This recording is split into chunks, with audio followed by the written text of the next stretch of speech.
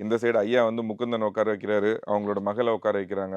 காந்திமதி அவர்கள உட்கார வைக்கிறாங்க. அன்புமணி அவர்கள் வந்து சௌமியா அவங்கள மேடையில உட்கார வைக்கிறாங்க பொதுக்குழுல. இல்ல அவங்களோட 3 பெண்கள கொண்டு வந்து மாநாட்டு மேடையில அமர வைக்கிறாங்க. அங்க வேலை செய்ய வைக்கிறாங்க.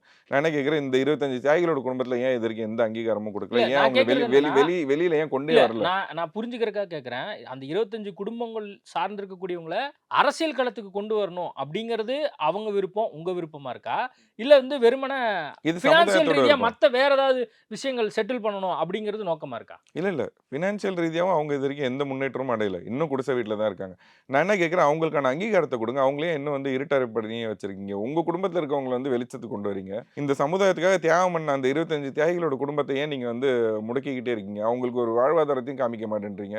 இவர் ஹெல்த் மினிஸ்டரா இருக்கும்போது அந்த குடும்பத்தில இருக்க பெண்மணிகள் யாருக்காவது அவங்களோட பேசிக் எஜுகேஷன் அடிப்படையிலயோ, இல்ல என்ன அவங்களுக்கு வேலை தெரியுமோ ஜிப்மர் ஹாஸ்பிட்டல் பக்கத்தில தாங்க இருக்கு.